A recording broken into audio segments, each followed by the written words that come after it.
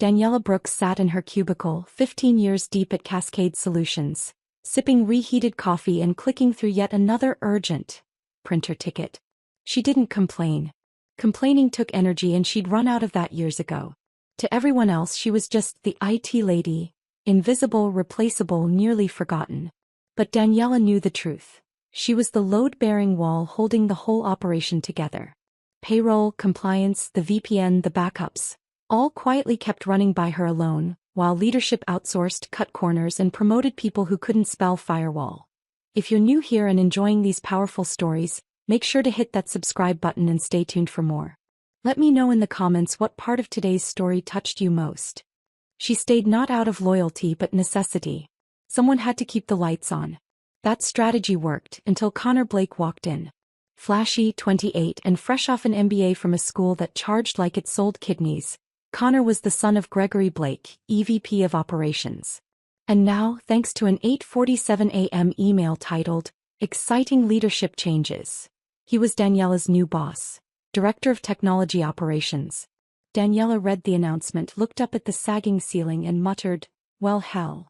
This was her domain, the kingdom she'd built crisis by crisis, and they'd handed the keys to a guy whose biggest tech win was probably remembering to unmute on Zoom.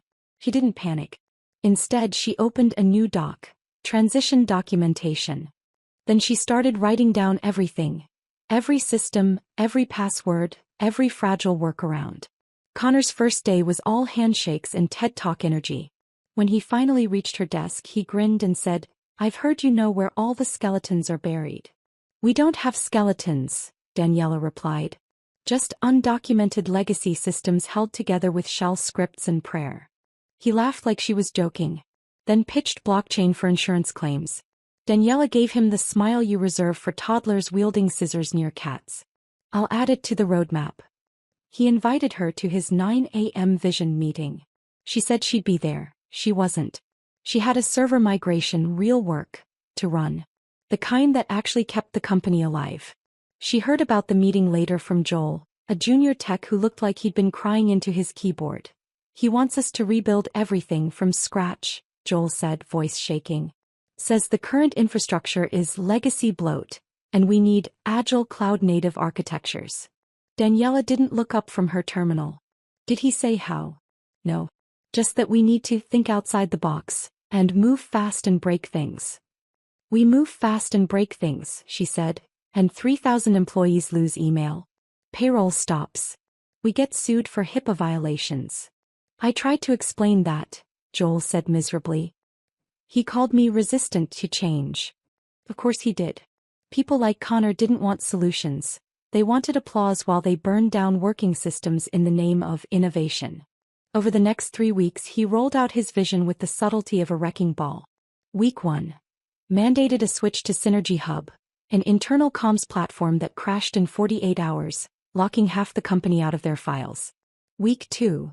Launched a paperless initiative to scan 15 years of compliance docs into a non-HIPAA compliant cloud system. Legal shut it down in 72 hours, after 3 departments wasted weeks of work. Week 3. Stripped two-factor authentication because it was too cumbersome. Within a day, 4 phishing attempts and a real breach Daniela had to kill at 11 p.m. on a Friday, while Connor posted wine bar selfies on Instagram.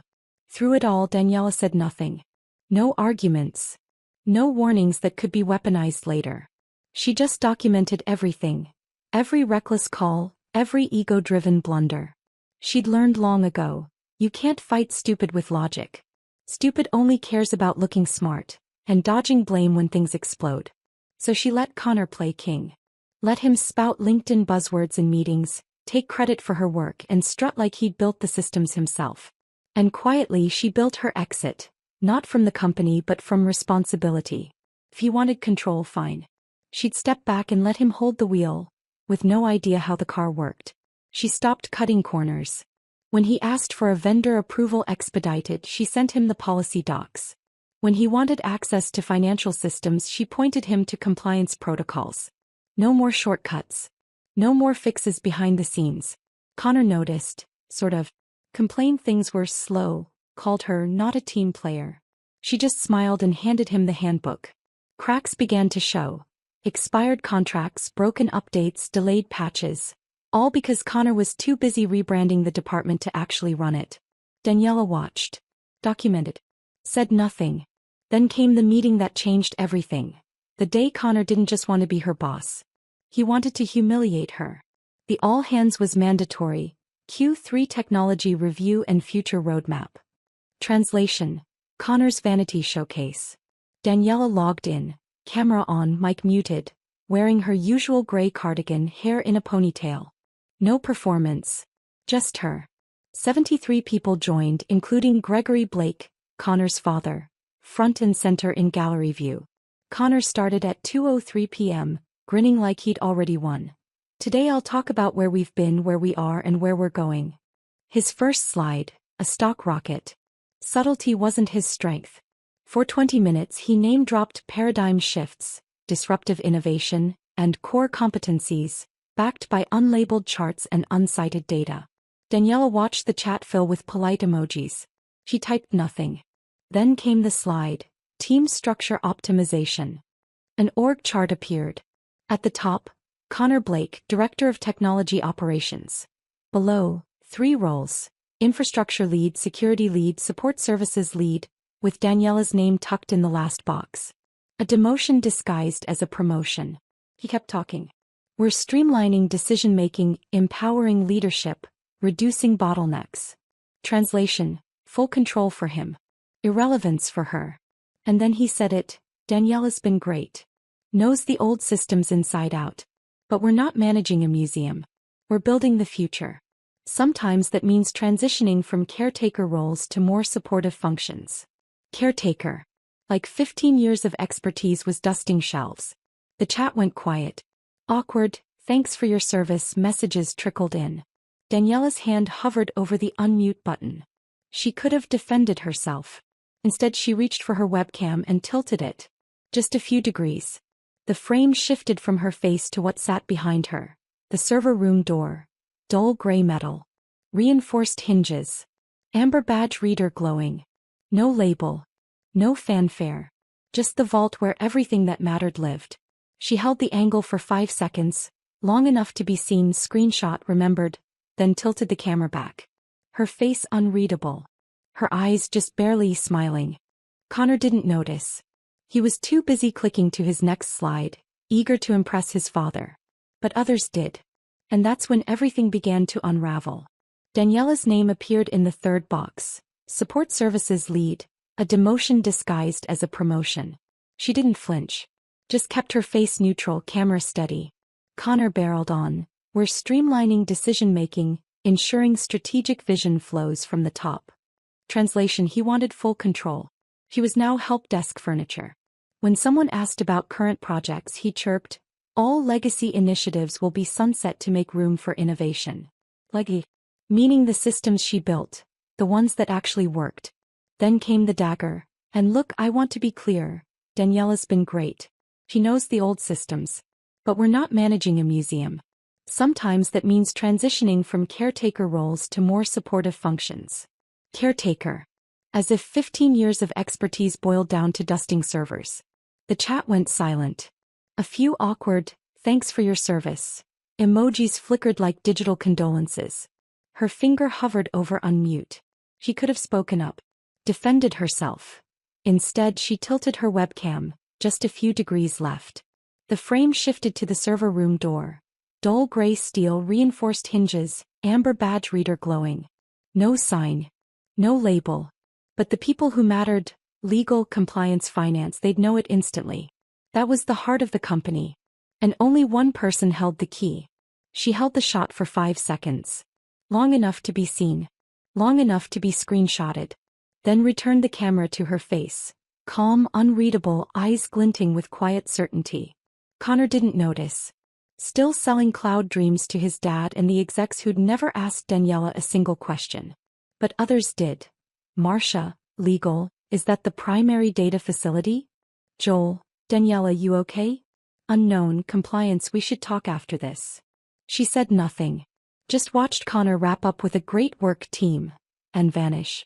Daniela closed her laptop, grabbed her bag and walked out without a word. Because behind that door wasn't just a room. It was a vault. 47 servers, payroll, customer data, trade secrets. Everything that kept Cascade alive. Access? Technically restricted to 3. The retired IT director, the perpetually absent CIO, and Daniela. Redundancy had been policy on paper. In reality, budgets got cut, follow-ups ignored, warnings buried that she'd sent memo after memo. Single point of failure. No fallback if I'm gone. The reply? We'll review this in the next policy cycle. There was no next cycle. So Daniela stayed the sole keyholder, not by choice but because no one else cared enough to fix it. And now Connor Blake was her boss. Connor Blake, who thought a firewall was something you installed on your laptop. Connor Blake, who'd once asked her if they could defrag the cloud to improve bandwidth.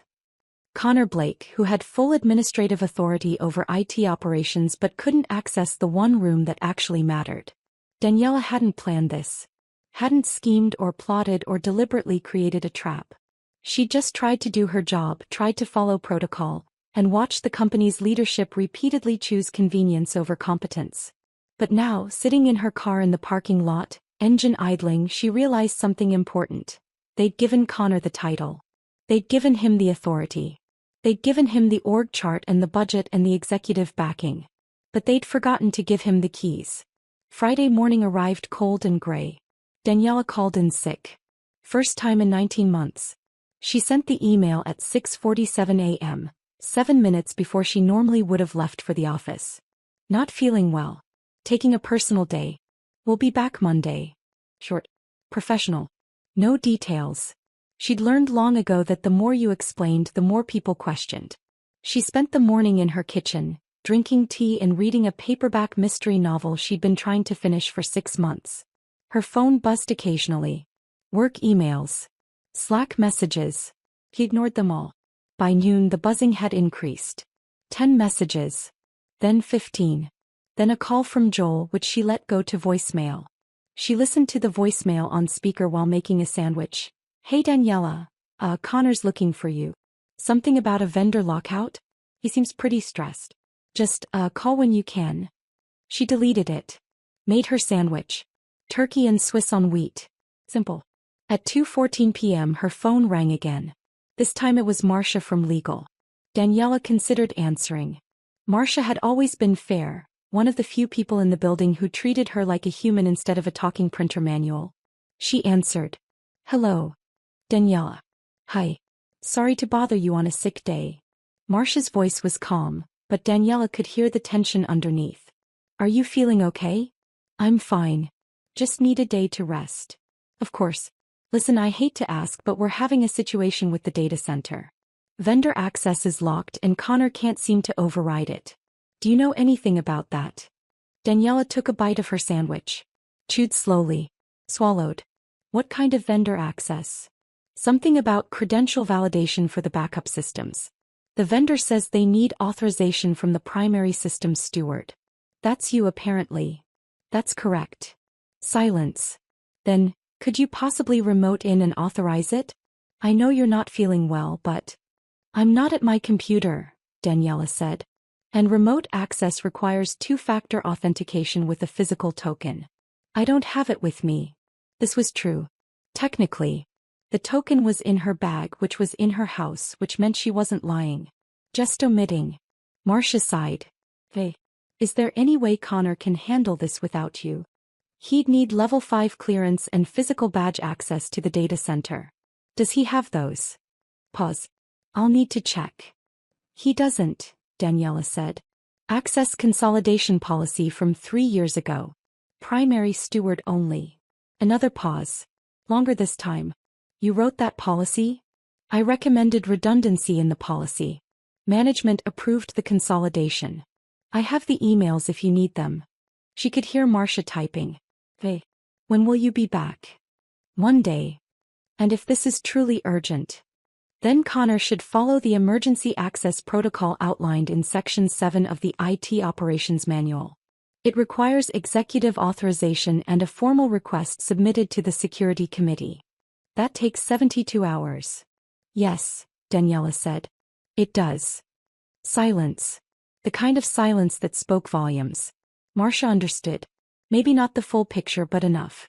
Enough to know that Daniela wasn't being obstructive. She was being precise. Following the rules.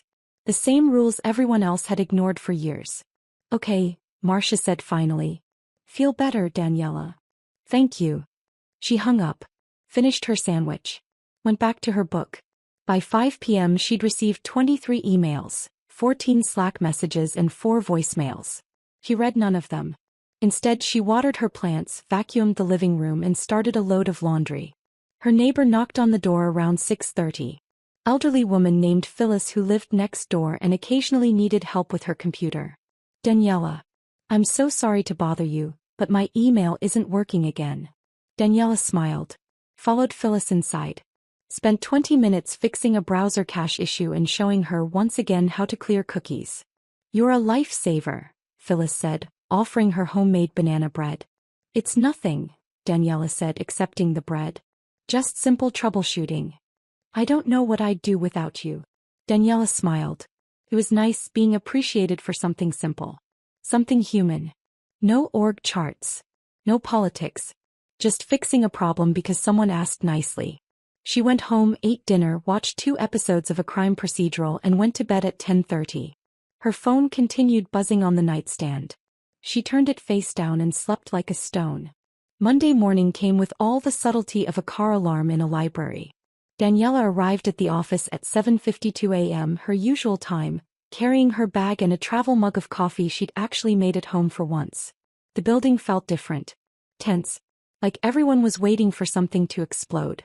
She badged in, took the elevator to the 3rd floor and walked to her desk. Joel was already there, looking like he hadn't slept since Thursday. Daniela, he said, voice cracking. Thank God. What's wrong? Everything. Everything's wrong. Connor's been freaking out since Friday. The vendor lockout cascaded into 3 other systems. Payroll almost didn't process. Compliance is sending auditors. Legal's involved. It's a nightmare. Daniela set her bag down. Logged into her computer. What vendor lockout? Joel stared at her. The backup system. The one that needed your authorization. Oh. Right. She opened her email. 107 unread messages. She started sorting them by sender. Did Connor file an emergency access request? He tried. But the security committee couldn't convene until this morning, and by then the vendor had flagged us for non-compliance. Now they're threatening to terminate the contract. That's unfortunate. Joel looked at her like she just said the building was on fire and offered him a marshmallow. Daniela, this is serious. Connor's in with the executives right now. They're talking about emergency protocols and backup plans. Good. They should have backup plans. You're not worried? She looked at him. Really looked at him. Joel was 26, earnest, still believed that hard work and good intentions mattered in corporate America. She'd been him once. Long time ago.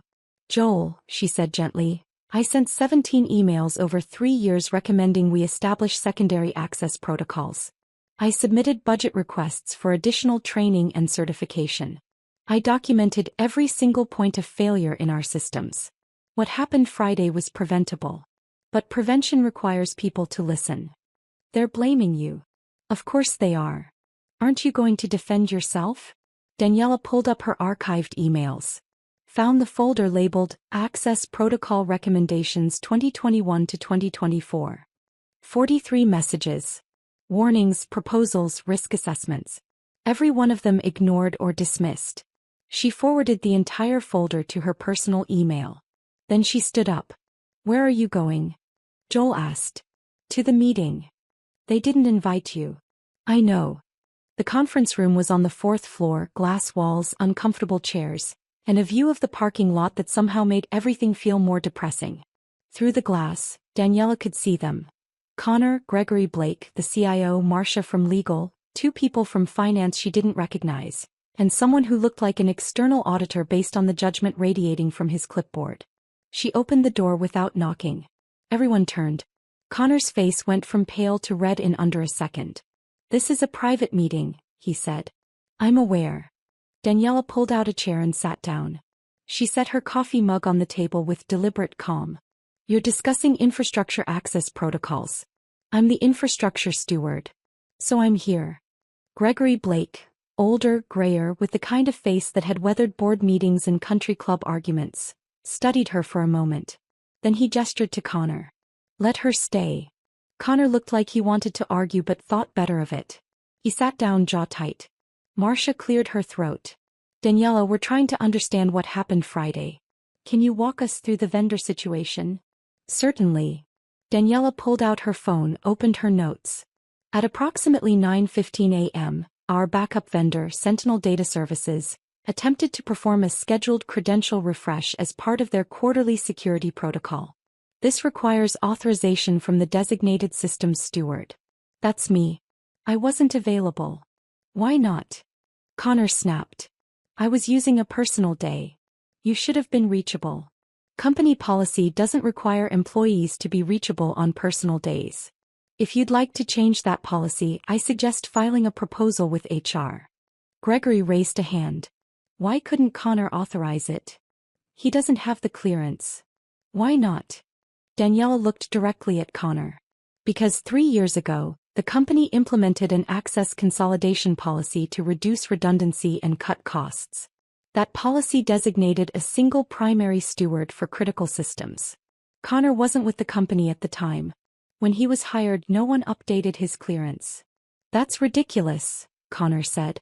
I'm the director of technology operations. Yes. But your security clearance is level 3. Access to the data center requires level 5. Then give me level 5. I can't. Only the security committee can authorize level 5 clearance. It requires a formal review, background check, and executive approval. The process takes approximately 6 to 8 weeks. The auditor made a note on his clipboard. Marcia typed something on her laptop. Gregory pinched the bridge of his nose. Connor leaned forward. You're telling me you're the only person in this entire company who can access critical systems? Yes. That's insane. I agree. I've been saying that for 3 years.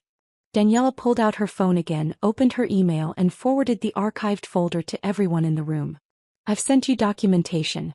17 separate emails recommending we establish redundancy protocols. Every recommendation was denied or ignored due to budget constraints. Gregory's phone buzzed. He opened the email. Started scrolling. His expression shifted from irritation to something closer to resignation. Marcia was reading too. These are extensive. I'm thorough. Connor looked like he'd been slapped with a frozen fish. You're saying this is my fault? I'm saying this is a systemic failure that I repeatedly warned about and no one addressed. You should have escalated. I did. Check the CC list. Your father received 12 of those emails. Every head in the room turned toward Gregory Blake. He was still scrolling through his phone, face carefully neutral. The kind of neutral that meant he was internally screaming. I see, he said quietly. The auditor clicked his pen. Mr. Blake, can you confirm you received these communications? Gregory didn't answer immediately. He was still reading. Danielle watched him. Watched the exact moment he realized that his son's shiny new position was built on a foundation of ignored warnings and structural incompetence. I'll need to review my records, Gregory said finally. His voice had gone cold, professional. The voice of a man calculating damage control. But it appears Ms. Brooks did follow protocol. Connor made a sound like a tire losing air. Dad. Not now. Gregory didn't look at him. He kept his eyes on Daniela. What do we need to do to resolve the immediate crisis? I need to authorize the vendor access. That requires me to be physically present at the data center with my credentials. I can do that today. And the secondary access issue? We need to initiate the clearance process for at least 2 additional stewards. I recommend Connor and Joel Martinez from my team. Joel's been here 4 years and knows the systems. How long will that take? 6 to 8 weeks for full clearance. But we can establish temporary emergency protocols within 72 hours if the security committee approves. I drafted a proposal last year. It was declined due to implementation costs. Marcia looked up from her laptop. How much? $12,000 for the initial setup. Approximately $3,000 annually for maintenance and recertification. The room went quiet. $12,000. The cost of Connor's fancy dashboard that he'd installed in the break room to show real-time productivity metrics. that nobody looked at. The cost of the Synergy Hub platform that had crashed within 2 days. The cost of the wine and paint team building event Connor had organized last month that 18 people attended. Gregory closed his eyes. Approve it. Whatever she needs. Approve it today. The auditor made another note. I'll need documentation of the approval for my report. You'll have it by end of business, Gregory said. Then to Daniela. Fix the vendor issue. Then I want a full report on every system vulnerability we have. Everything. No matter how uncomfortable it makes people. Understood. Connor finally found his voice. This is unacceptable. She deliberately withheld access. She took a personal day, Marcia cut in. Her tone was sharp. Which is her right. And she documented risks that were ignored. Which is her job. If you'd read the emails she sent, or if anyone in leadership had, we wouldn't be here. Connor's face went crimson. You're defending her? I'm defending the facts. Marcia closed her laptop with a decisive click. And the facts say Daniela followed every protocol we have while multiple levels of management failed to act on her recommendations. Gregory stood. We're done here. Connor, my office. Now. Connor looked around the room searching for an ally. He found none. Just tired faces, annoyed expressions and Daniela's calm, unchanging gaze. He stood. Followed his father out. The door closed behind them with a sound like a coffin lid. The auditor gathered his papers. Ms. Brooks, I'll need to interview you separately for my report. Of course. I'm available this afternoon. He nodded and left. The two finance people followed. Soon it was just Daniela and Marcia. Marcia sat back in her chair, studying Daniela with something between respect and wariness. That was impressive. I just told the truth. You did more than that. You built a paper trail that makes you untouchable. Daniela picked up her coffee mug. It had gone cold. I built a paper trail because I knew this would happen eventually. Maybe not exactly this way, but something like it. You knew Connor would fail? I knew someone would. It's been happening for years. New management comes in, makes changes without understanding what they're changing, and when things break they look for someone to blame. Usually me. But this time you were ready. This time I was tired. Daniela stood.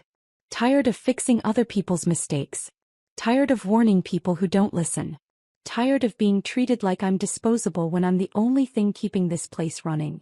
Marcia was quiet for a moment. What happens now? Now I go fix the vendor access. Then I write my report. Then I do my job. Same as always. And Connor. Daniela smiled. Small. Almost imperceptible. Connor's going to learn a very expensive lesson about the difference between authority and competence. She left the conference room. Walked back to her desk. Joel was waiting, looking anxious. How'd it go? Fine. I need to access the data center. Cover the help desk while I'm gone. Sure. Daniela. She looked at him. That was brave. What you did. He thought about that. Brave. Was it brave? Or was it just finally, after years of swallowing frustration and ignoring disrespect, deciding she was done being silent? It wasn't brave, she said. It was necessary. The data center was on the basement level, accessed through a corridor that smelled like industrial cleaner and old concrete. Daniela badged through 2 security doors, entered her PIN code and pressed her thumb to the biometric scanner. The heavy door hissed open. Cool air rushed out, carrying the hum of servers and the faint ozone smell of electronics. She stepped inside. The room was exactly as she'd left it. Rows of blade servers blinking green. Backup arrays humming steadily. Temperature holding at a perfect 64 degrees. Everything functional. Everything stable. Everything that mattered. She walked to the main terminal, logged in with her credentials and pulled up the vendor authorization queue. Sentinel Data Services was still waiting, their request flagged in red after 3 days of no response. Daniela approved it. Entered her digital signature. Confirmed the security handshake. Within seconds the system processed. Green checkmarks appeared. The backup refresh initiated automatically, pulling data from the primary arrays and verifying integrity across redundant nodes. She watched the progress bar. Watched the systems do exactly what they were supposed to do when the right person gave the right authorization at the right time. This was what Connor didn't understand. What people like Connor never understood. Technology wasn't magic. It wasn't innovation for innovation's sake. It was infrastructure. Boring, unglamorous, essential infrastructure that required knowledge, maintenance, and respect. You couldn't buzzword your way through it. Couldn't delegate it to someone else while you focused on strategic vision. Couldn't fake competence with a good smile and expensive shoes. You either knew what you were doing or you didn't. And when you didn't, people like Daniela were the only thing standing between functional operations and catastrophic failure. She finished the authorization. Ran a full system diagnostic to make sure nothing else had degraded over the weekend. Everything checked out. She documented the session, logged out, and sealed the room. When she got back upstairs, Joel was fielding 3 help desk tickets and looking mildly panicked. "How's it going?" she asked. "Printers jammed on floor 2, someone locked themselves out of their email, and Rick from sales says his laptop's making a weird noise. Probably the fan. Tell him to update his drivers." She sat down at her desk and opened her ticket queue. "I've got the others. Thanks. Hey, Connor came by while you were gone."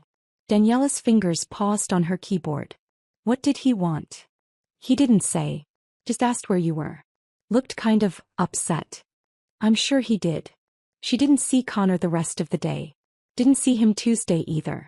By Wednesday, the rumor mill was churning like an overworked server fan. Connor had been placed on administrative review. That's what HR called it. Translation. He was being investigated to determine whether his decisions had created liability for the company. The vendor situation had rippled outward. Sentinel Data Services had filed a formal complaint about the authorization delay. The auditor's preliminary report flagged 12 separate protocol violations, most of them stemming from changes Connor had implemented without proper review. Compliance was now doing a full infrastructure audit, and finance was recalculating potential penalties. And every single thread led back to one central problem. Connor Blake had been given authority he wasn't qualified to handle, and he'd used that authority to ignore the warnings of the person who actually knew what she was doing. Gregory Blake stopped coming to the office. Worked from home, people said. Avoiding the whispers, the looks, the quiet judgment of colleagues who'd watched his son crash and burn in spectacular fashion. Daniela kept working. Fixed tickets. Responded to emails. Started drafting the comprehensive vulnerability report Gregory had requested. It was going to be 50 pages long. Minimum. She'd been keeping notes for years. On Thursday afternoon, Marcia stopped by her desk. "Got a minute?" Daniela saved her work. "Sure." They walked to a small conference room. Quiet. Marcia closed the door. "I wanted to give you a heads up. The board met this morning. They're making changes." "What kind of changes?" "Connor's being reassigned. Different department. Probably something in business development where he can't do structural damage. His title's being revised to Strategic Initiatives Consultant, which is corporate speak for, we can't fire the VP's son but we're burying him in a role with no real authority." Daniela nodded. He felt nothing. No satisfaction. No vindication. Just the quiet acknowledgement that gravity still worked and water still flowed downhill. "What about my role?" she asked. "That's the other thing." Marcia opened her laptop. Pulled up a document. They're creating a new position. Senior Director of Infrastructure Operations. It comes with a significant raise, expanded budget authority, and direct reporting to the CIO. They want you to take it. Daniela stared at the screen. Saw the salary. Saw the benefits package. Saw the words executive level and strategic planning authority and final approval on all infrastructure decisions. It was everything she should have had years ago. Everything she'd earned through competence and patience and sheer refusal to quit when quitting would have been easier. "There's one condition," Marcia said. "What?" "You have to train 2 additional stewards and establish full redundancy protocols within 90 days. Non-negotiable." "I've been asking to do that for 3 years." "I know. Now they're listening." Daniela looked at the offer letter. Thought about what it meant. Thought about whether she even wanted it anymore. "Can I think about it?" she asked. Marcia looked surprised. "You're not sure?" "I'm not sure this place deserves me." The words hung in the air. True. Honest. The kind of truth you're not supposed to say out loud in corporate America. Marcia closed her laptop. "You're right. We don't deserve you. We've taken you for granted, underpaid you, ignored you, and let people like Connor treat you like support staff when you've been holding the entire operation together. So why should I stay? Because you can fix it. You can build something better. You can make sure this never happens again to anyone else. Marcia met her eyes. Or you can leave. Find somewhere that appreciates you from day one. I wouldn't blame you either way. Daniela thought about that. Thought about starting over somewhere else. Somewhere where she didn't have 15 years of context and baggage and memories.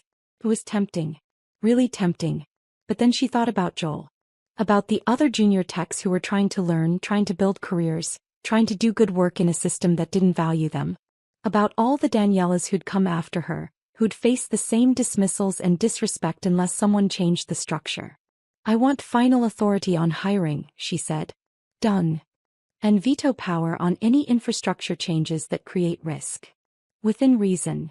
No. Absolute. If I say no, it doesn't happen. No override from executives who don't understand the systems. Marcia hesitated. That was a big ask. That was the kind of authority that made executives nervous. I'll take it to the board, she said finally. But I think they'll agree. After this week, nobody wants to override the person who actually knows what they're doing. When do you need an answer? End of week. Daniela nodded. I'll let you know. Friday evening, Daniela sat in her living room with a glass of wine and her laptop. She'd spent the day thinking, weighing options, running scenarios like she was debugging a complex system. Stay or go. Authority or freedom. Fix what's broken or walk away and let someone else deal with it. Her phone buzzed. Text from Joel. Hey, just wanted to say thanks for everything this week. You saved us all. She smiled. Typed back. Just doing my job. Another buzz. This one from a number she didn't recognize. She opened it. Ms. Brooks, this is Amanda Reeves from TechCore Solutions. We got your resume from a colleague and would love to discuss opportunities. Are you interested in a conversation? He stared at the message. She hadn't sent anyone her resume, which meant someone else had. Someone who thought she deserved better than Cascade Solutions. Maybe she did. But then she thought about that server room. Those systems she'd built. That infrastructure she'd protected through regime changes and budget cuts and idiots with MBAs who thought they could Google their way through technical expertise. She left, who would protect it? Who would make sure the next Connor Blake didn't burn it all down? She finished her wine. Opened her laptop. Started typing an email to Marcia. I accept the position under the following conditions. She wrote for 20 minutes. Listed every requirement. Every protection. Every structural change that needed to happen to make sure competence was valued over charisma, expertise over pedigree. When she finished, she read it over. It was aggressive.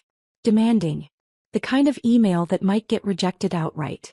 But it was also necessary. Because if she was going to stay, if she was going to fix this place, she needed the authority to actually do it. Not just the title. The power. She hit send. Then she closed her laptop, finished her wine and went to bed. Monday morning came with an email from Gregory Blake. Subject, acceptance. Daniela opened it. Ms. Brooks, the board has reviewed your conditions and accepts them in full. Your new role begins immediately. We look forward to working with you to build a stronger, more resilient infrastructure. Thank you for your patience and expertise. PB. Short. Professional. No apology for the years of being ignored. No acknowledgement of how close they'd come to disaster. Just acceptance and a thank you that felt about 3 years too late. But it was enough. Daniela replied with equal brevity. Understood. I'll begin transition planning today. She arrived at the office at her usual time. Batched in. Took the elevator.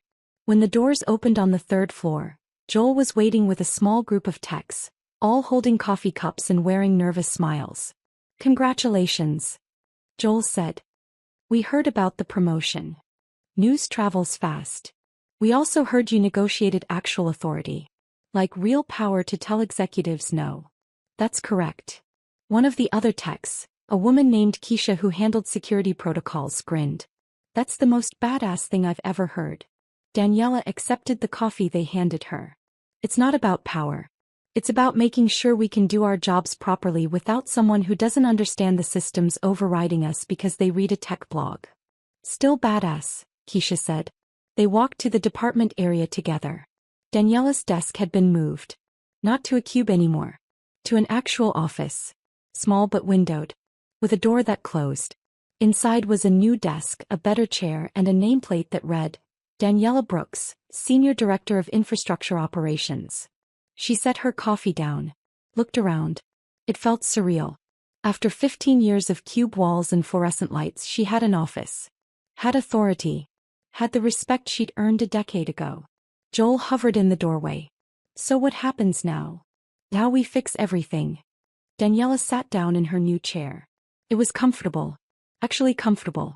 I'm going to need your help. You, Keisha, and Marcus from Network Ops.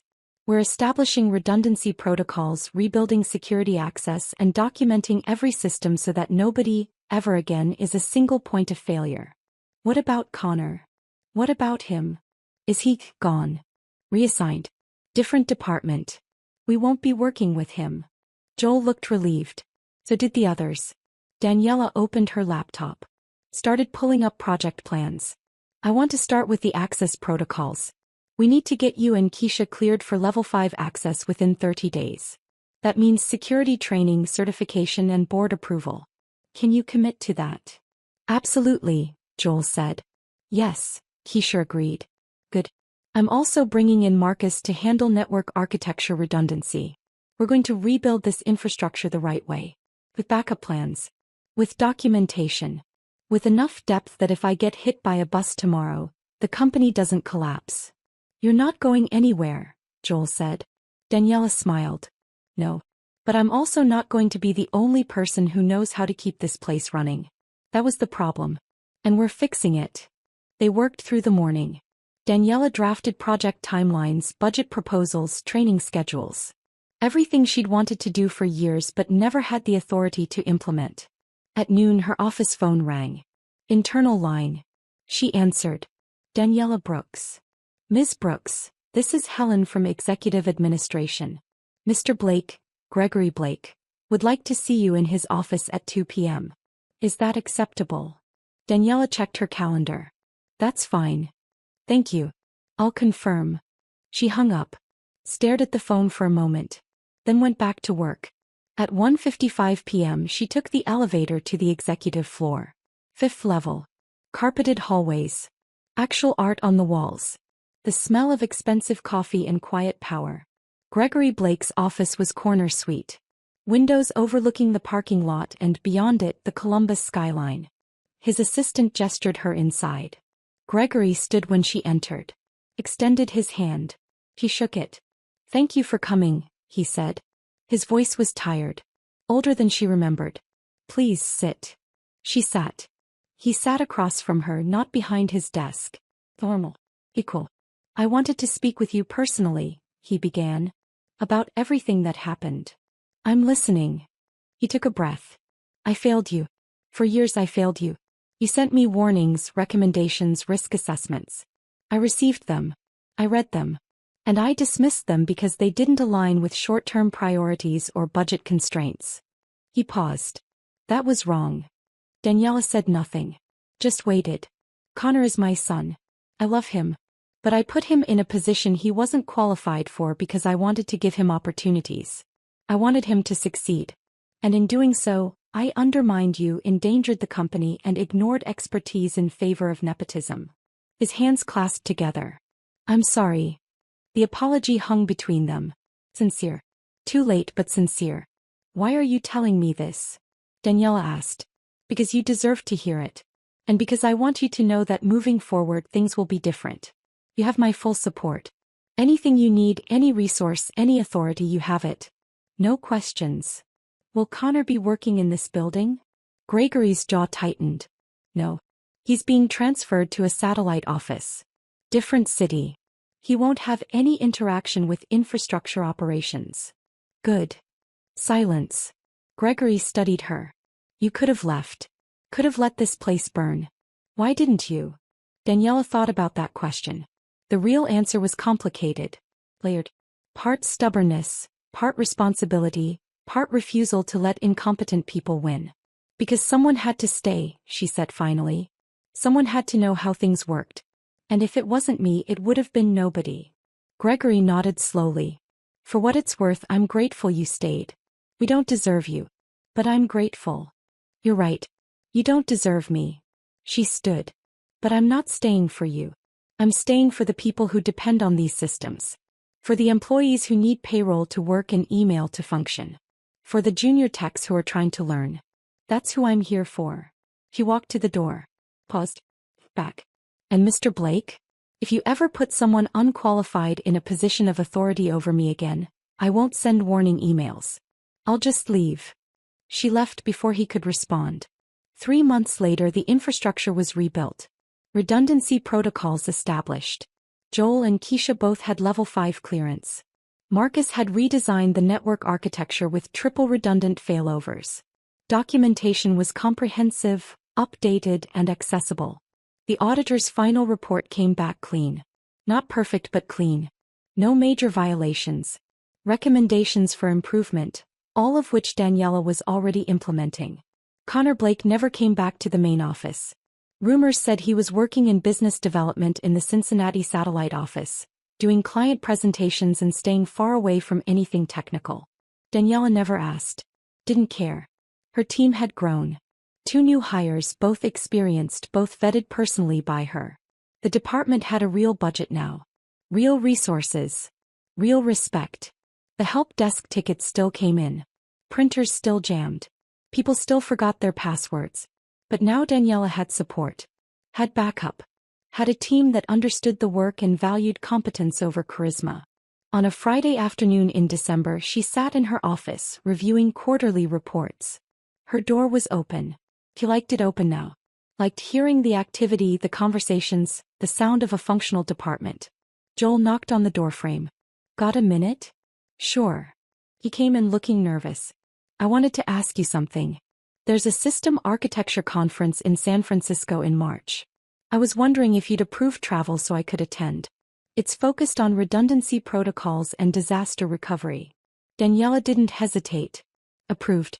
Send me the details and I'll process it. Joel's face lit up. Really? Just like that? You need training. The conference is relevant. Why would I say no? I don't know. Thank you. You're welcome. And Joel. Yeah. When you get back, I want you to present what you learned to the team. Share the knowledge. Absolutely. He left, practically bouncing. Daniela smiled.